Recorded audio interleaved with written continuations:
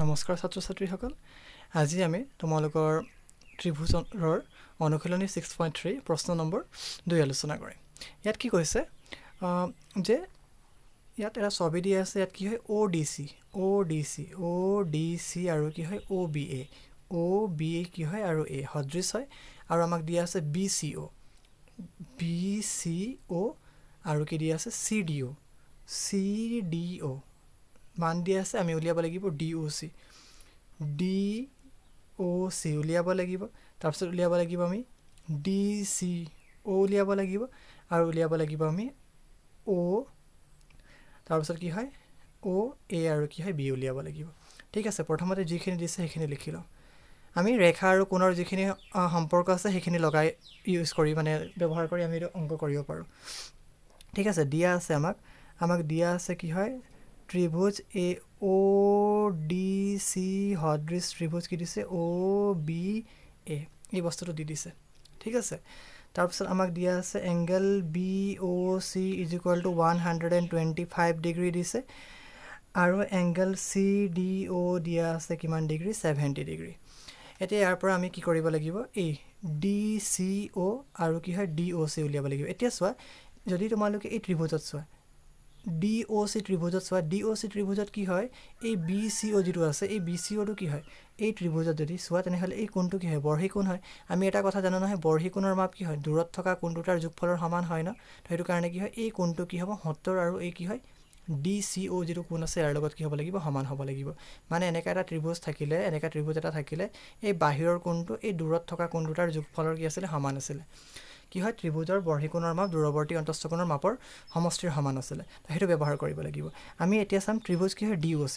ত্ৰিভুজ DOC কি হয় ত্ৰিভুজ DOC আমি ক'ব পাৰো এংগল কি হয় BOC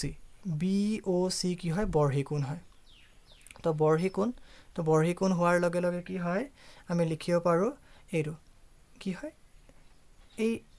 ODC angle ODC plus angle DCO দুটা মিলাই কিনে ODC আগৰটো কি CDO দিয়া আছে না CDO লিখিম দে সৰি এটা লিখিম আমি CD কি লিখিম CDO বা ODC লিখিলে ভুল নহয় কিন্তু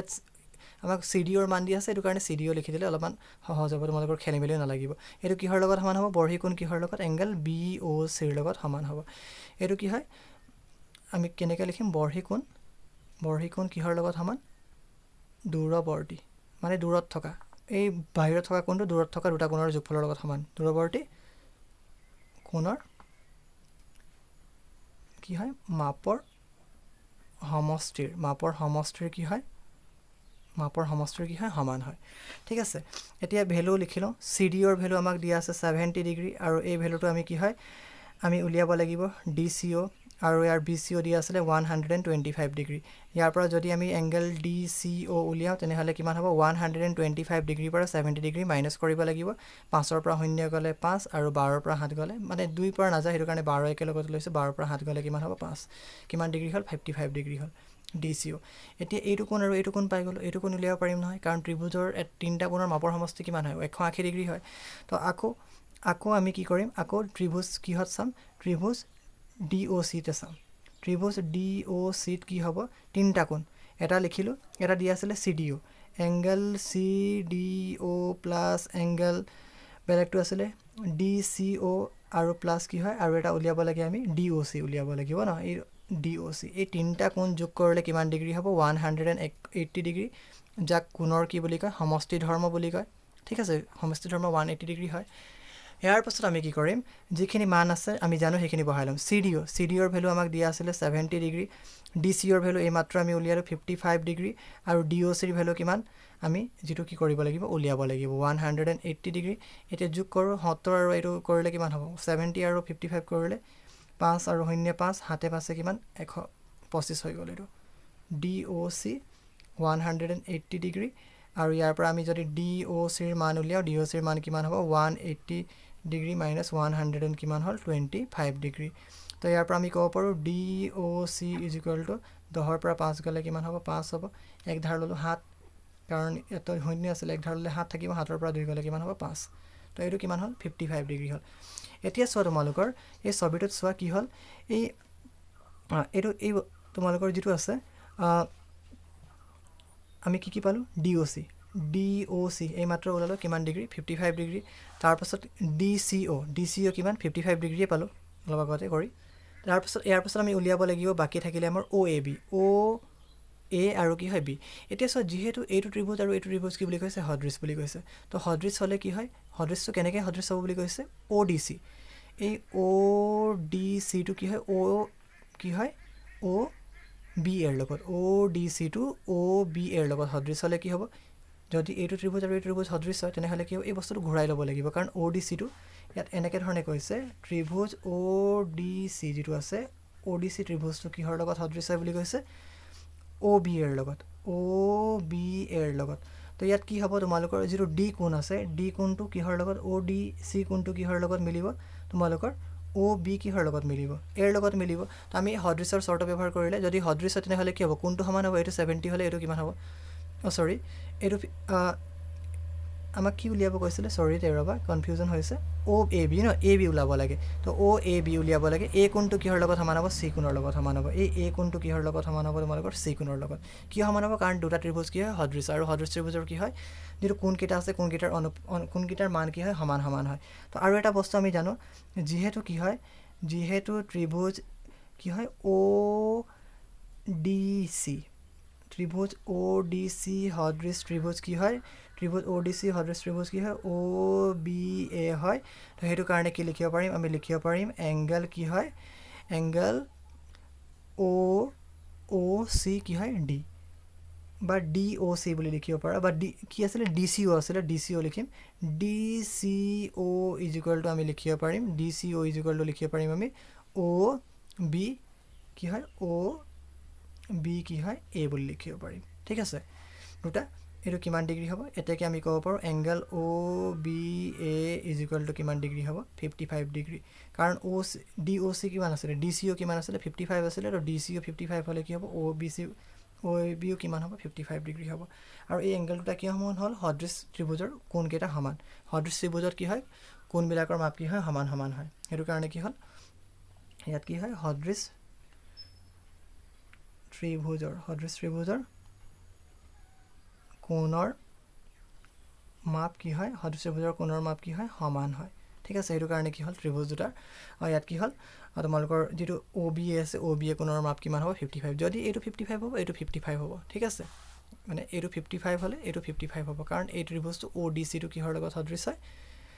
তোমালোকৰ OB এৰ লগত সদৃশ হয় ঠিক আছে ইয়াৰ পাছত আমি 3 নম্বৰ প্ৰশ্নটো চাম 3 নম্বৰ প্ৰশ্নটোত কি কৈছে 3 নম্বৰ প্ৰশ্নটো ইয়াত কৈছে যে 3 নম্বৰ প্ৰশ্নটোত কৈছে ABCD এটা ট্ৰেপেজিয়াম এনেকুৱা ধৰণৰ প্ৰব্লেম তোমালোকে আগত কৰি আহিছা সেম টু সেম হয় খালি তাত কি হয় সদৃশতাৰ যিটো চৰ্ত ব্যৱহাৰ কৰা নাছিলোঁ আমি কি কৰিছিলোঁ তাত মৌলিক সমানুপাতিক অৱবাদ্য ব্যৱহাৰ কৰিছিলোঁ AB পেৰেলেল টু DC আৰু AC আৰু BD কৰ্ণই পৰস্পৰ O বিন্দু ছেট কৰি আমি দেখাব লাগিব OA by OC equal to OB by কি হয় OD দেখুৱাব লাগিব ঠিক আছে ইয়াৰ কাৰণে প্ৰথমতে ছবিটো আমি আঁকিলোঁ ছবিটো পোনপ্ৰথমতে এটা কি হয় ট্ৰেপেজিয়াম আঁকি ল'বা এনেকৈ ট্ৰেপেজিয়াম এটা আঁকি ল'বা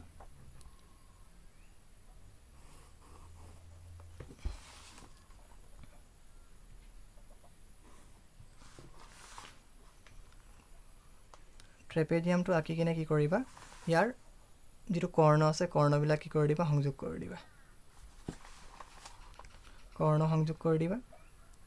তাৰপিছত শীৰ্ষবিন্দুবিলাকৰ নাম লিখিবা ABCD হয় আৰু এই কৰ্ণডাল ক'ত কটাকটি কৰে O বিন্দুত ছেট কৰে বা O বিন্দুত কটাকটি কৰে তো আমি ইয়াক কি দিছে প্ৰথমতে লিখিলোঁ হা দিয়া আছে আমি ইয়াত সদৃশতাৰ চৰ্তটো ব্যৱহাৰ কৰিব লাগিব ABCD ট্ৰেপিজিয়ামত ABCD ট্ৰেপিজিয়ামৰ কি হয় AB পেৰেলেল টু কি হয় DC AB parallel two DC আৰু কি হয় AC আৰু কি হয় BD কৰ্ণই পৰস্পৰে ক'ত কটাকটি কৰে O বিন্দুত কি কৰে ছেট কৰে তাৰপিছত আমি প্ৰমাণ কৰিব লাগিব ইয়াত প্ৰমাণ কৰিব লাগে কি হয় প্ৰমাণ কৰিব লাগে আমাক A O A by O C is equal to O B by কি দেখুৱাব লাগিব অ' ডি দেখুৱাব লাগিব এতিয়া ইয়াৰ কাৰণে কি হয় অ এ বাই কি দেখাব লাগিব অ চি আৰু কি হয় অ বি বাই কি দেখাব লাগিব অ' ডি ইয়াৰ কাৰণে তোমালোকে কি হয় দুটা ত্ৰিভুজ লৈ ল'বা ভাবি লোৱা এটা ত্ৰিভুজ ল'লোঁ এ অ' বি আৰু বেলেগ ত্ৰিভুজটো কি ল'ম চি অ' ডি ত্ৰিভুজ এ অ' বি আৰু ত্ৰিভুজ কি হয় চি অ' ডি যদি লোৱা যদি এ অ' বি আৰু যদি চি অ' ডি লোৱা তোমালোকৰ এই কোণটো অ' কোণটো এ অ' বি আৰু চি অ' ডি সমান হ'ব কাৰণ এনেকৈ দুডাল ৰেখাই কটাকটি কৰিলে কোণ যিটোৰ কোণ উৎপন্ন হ'ব তাক কি বুলি কয় বিপ্ৰতীপ কোণ এনেকৈ কোণ উৎপন্ন হ'লে তাক কি বুলি কয় বিপ্ৰতীপ কোণ বুলি কয় তো আমি লিখিব পাৰিম angle A O' B is equal to angle কি হয় চি অ' ডি এই কোণটোৰ সমান হ'ব কাৰণ এই কোণটো হৈছে বিপ্ৰতীপ কি হয় কোণ হয় আৰু যিহেতু আৰু এটা কথা আমাক কৈ দিছে যে এইটো কি হয় এ বি চি ডি এটা ট্ৰেপেজিয়াম হয় ট্ৰেপেজিয়ামৰ কি হয় ডি চি বাহুটো কি হয় এ বিৰ লগত সমান্তৰাল তেনেহ'লে কি হ'ব এই ৰেখাটো যিহেতু এনেকৈ কাটিছে এই ডি চি আৰু এ বিৰ যদি ত্ৰিৰ্যক হয় ত্ৰিৰ্যক হ'লে কি হ'ব এই কোণটো যিমান হ'ব এই কোণটো কি হ'ব সিমানেই হ'ব মানে আমি লিখিব পাৰোঁ অ' এ বিটো কিহৰ লগত সমান হ'ব অ' চি ডিৰ লগত আমি লিখিব পাৰিম O' A B is equal to angle কি হয় অ' চি ডি এইটো কি হ'ল একান্তৰ অন্তকোণ অন্তকোণ হৈ গ'ল তো ইয়াৰ পিছত কি হ'ল এযোৰ কোণ কি হ'ল দুটা কোণ সমান হৈ গ'ল তো দুটা কোণ সমান হ'লে কি হ'ব এংগল চৰ্তৰ দুটা ত্ৰিভুজ কি হৈ যাব সদৃশ হৈ যাব তো আমি লিখিব পাৰিম এতেকে কি হয় ত্ৰিভুজ এ অ' বি কি হ'ব সদৃশ ত্ৰিভুজ কি হ'ব চি অ' ডি হৈ যাব কি চৰ্ত মতে এংগল চৰ্ত মতে বা এংগল স্বীকাৰ্য মতে তো যদি এতিয়া আমাৰ ত্ৰিভুজ যদি এইটো আছিলে এটা আছিলে তোমালোকৰ এ অ' বি আৰু বেলেগ ত্ৰিভুজটো আছিলে তোমালোকৰ চি অ' ডি যদি হয় তেনেহ'লে আমি কি লিখিব পাৰিম এ অ' বাই চি অ' বুলি লিখিব পাৰিম কাৰণ সদৃশ হ'লে কি হ'ব বাহুৰ অনুপাতবিলাক সমান হ'ব আমি লিখিব পাৰিম এ অ' বাই চি অ' আৰু লিখিব পাৰিম কি হয় আমাক লাগে বি অ' বাই কি হয় ডি অ' আমি লিখিব পাৰিম বি অ' বাই কি বুলি লিখিব পাৰিম ডি অ' কাৰণ এইটো হ'ল সদৃশ এই বস্তুটো হৈছে সদৃশ ত্ৰিভুজৰ বাহুৰ কি হয় অনুপাত হ'ল ঠিক আছে এনেধৰণে কৰিব লাগিব আমি চাই ল'বা এইটো ঠিক আছে এনেকৈ ধৰণে কৰিব লাগিব